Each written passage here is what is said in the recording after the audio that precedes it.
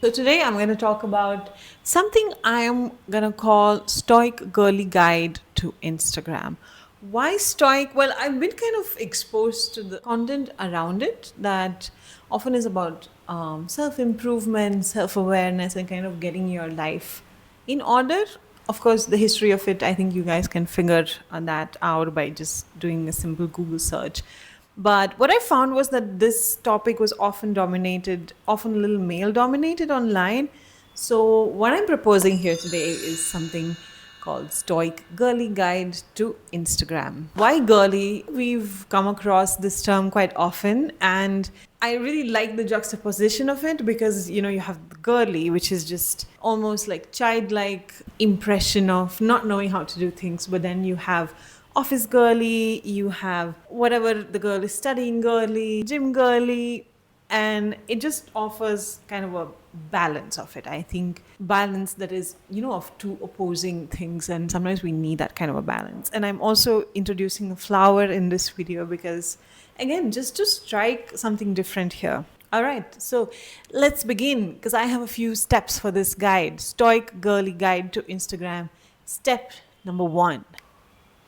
Maybe I should be angled because the light is coming from that side, and then it will look like I'm interviewing someone. Number 1, the step 1 in this guide is to limit your time on the platform. It's obvious, but let's look at what are we doing on the platform? Where is the time going? Are you talking to your friends more than you're doom scrolling? Or are you doom scrolling more than talking to your friends? Are you engaging with people at all? Are you posting? Are you not posting anything? Are you engaging with strangers? No matter, limit the time on the platform. The second one is watch who you follow. You see, the algorithm is a tricky thing. We kind of know that by now, and we know how much the platform of Instagram has changed. You might follow your friends, you might follow your colleagues, or I mean, whoever you've met. You might even follow artists you like or creators that are smaller, bigger, but you know that we don't even get to see their posts. Especially, I mean, let's not talk about our friends' posts because we do not see that. Every second post is intermixed with a suggested post, with an ad. So you're never really gonna see them. I know the advice is counterintuitive because I have maybe 5 subscribers, right? But it is important to limit the accounts you follow because you're not going to see them anyway. You're not going to see those posts anyway. So just go through them. I did kind of a check recently and I went through the accounts I follow on Instagram, and quite a few of them were accounts I followed at a particular phase of my life from years ago, and I was not in that phase anymore. It's not that, oh, you're creating garbage content, but it's just I'm perhaps not that audience anymore for that. But just to make it maybe more human, see that you follow more people you interact with. And Instagram has a beautiful feature in the somewhere in the dashboard of analytics or something of the followers settings where you can actually see the accounts that are most shown to you, and when you go through them you'll be a little surprised, believe me. So the next thing in the guide to the Stoic Girly Guide to Instagram is we're just following a few steps to kind of introspect of how are we using the platform, and it can help. All right, I hope. Are you posting on the Instagram? I mean, are you posting on social media at all? Let's look at what are you posting? Are they stories? Are they selfies? Are they just pictures from your day to day, from your point of view? The idea is to balance, strike some balance in your self-awareness of what are you posting, why you're posting these things, and also at the same time not overthink it too much. So what I mean by that is that I experience that a lot where I do overthink, and I'll have an idea, I want to post something. Sometimes it's so random, and that exact thought becomes something that stops me from posting it. Like, this is so random. How can I post it? This is too random. And it becomes like I end up not posting anything at all. And so it's very important to embrace the cringe. I think it's very important to implement the policy of kind of not caring what others think. And some people, of course, have it way easier than others. Some are born with it. I don't know. It's very important to embrace some sort of a policy for yourself where you don't care about what others are thinking, and you are ready to embrace your cringe, and you don't over curate yourself beyond the bare minimum of curation that's allowed. Here, when I talk about curation, I'm talking about something that I think we inevitably do in our daily lives. Even when we talk to others, we do curate ourselves, because you can't talk about everything. You can't just dump everything right there, right?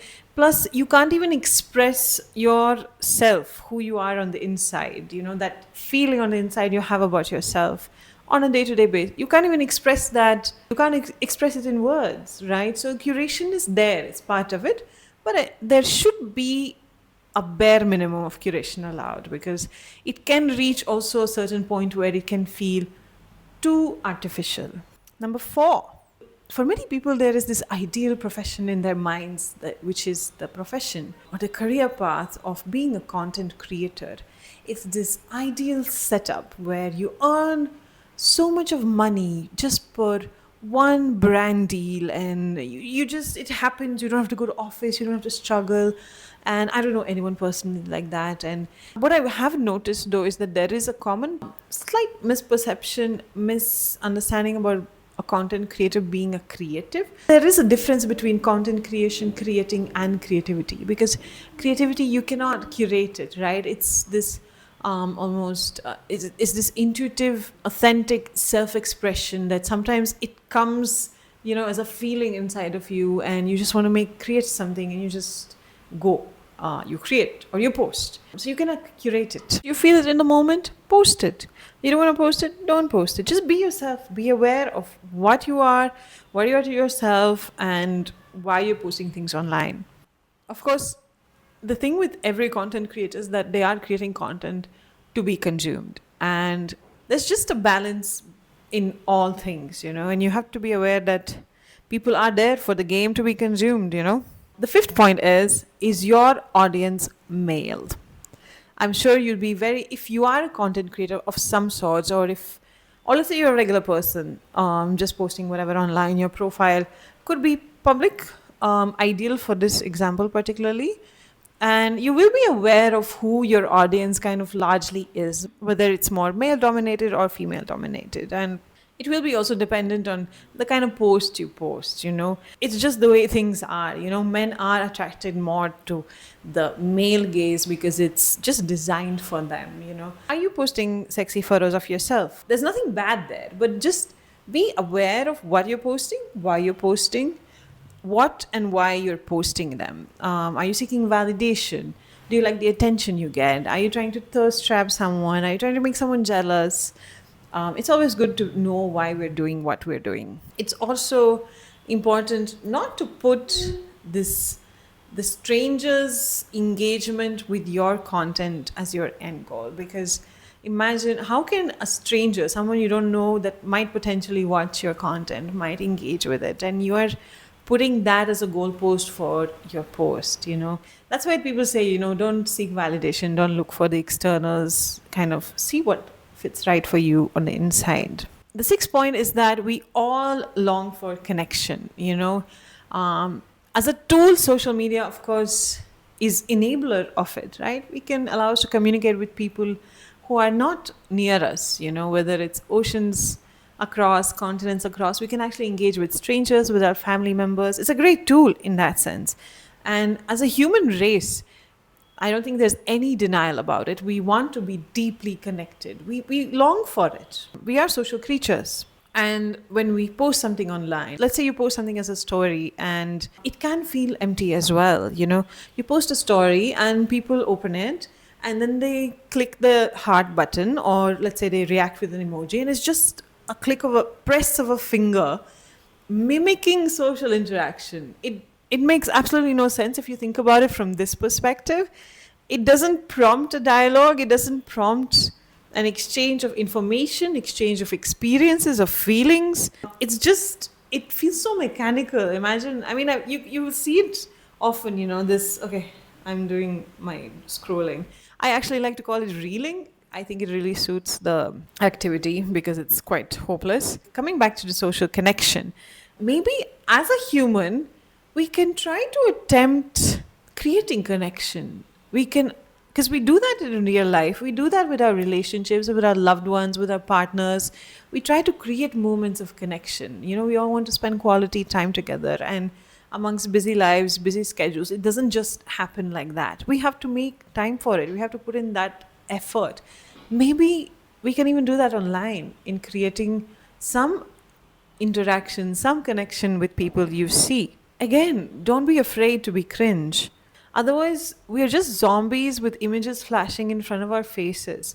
And to quote a famous song by the Killers, to misquote rather, a famous song by the Killers, are we zombies or are we the machine? Number 7. Similarly, to us being social creatures, we also intrinsically want to be seen. We want to be validated. We want to be recognized. As babies, we have to be seen by our parents to essentially survive, right? So there is that need there, and social media seems like this promise of delivering all of these things, right? However, we have to remember that social media is not a real life medium, it's a part of it. Thus, it cannot become the basis of one's existence. But so often we hear people say, where, it's like you don't post online, you don't post, you don't share your work, you don't post anything online. It's like you don't exist. And it actually is true. I have been at fault myself where I have forgotten about some people that I knew because I hadn't seen them post online. But it cannot become the point, the basis of your existence, the thing that makes you feel good about yourself, that makes you feel good about what you are doing. That's the tricky thing with validation, because we can get it from so many sources in that sense. It can be dates, it can be just a person, friends, and sometimes we are desperate for it. There's an interesting example also of wanting to be seen and misinterpreting information shared on social media as communication. When imagine there's a classmate of yours, you're not spoken for 20 years now, 10 years now, and you see their life update on their social media. You kind of gather from their stories or a post that, they're married or something. So they're moving in a different phase in their life. And we misinterpret that as information received through a real human interaction, which it was not so at all, right? You just saw something online, and it naturally will feed into your biases and it will feed into your assumptions. You'll see someone post a picture, let's say of their marriage, and you will naturally assume that, they're doing so great in their life, there's this happening, they must be really happy. The last point I wanted to cover in the Stoic Girly Guide to Instagram is that we need to go outside. We need to touch grass. We need to meet real people, engage with the world outside. Go outside, take a walk, sit on a bench, draw outside, write outside. Be with the people, be with the world. If you're constantly inside by yourself, there's a tendency for our human mind to fall prey to its own thoughts, and it will not lead to any good. So let's just go outside. Thank you for watching this video. I hope it made sense. This was something I had written, I think 2 years ago. It was like an essay in my mind of, this is how I think Instagram could benefit from, if you're a user who wants to live a little more, if you're a human being who wants to live a little more meaningfully, experience a little more connection with what you're doing online and what you're doing in real life. So I was just trying to find a way to exist on social media. I think I have a habit of overthinking it myself, and this was the way that I thought perhaps it could be a little more humane, or there could be a little more human interaction. This was just my way of expressing it, and it'll be very interesting to know what you guys thought, because this is, I think, an ongoing struggle with many of us of what do we do with it. But anyway, thank you for watching, and that's pretty much it. Just hoping for my 5 views. This is 2, not 5. Great to know that. Yes, thank you. Bye.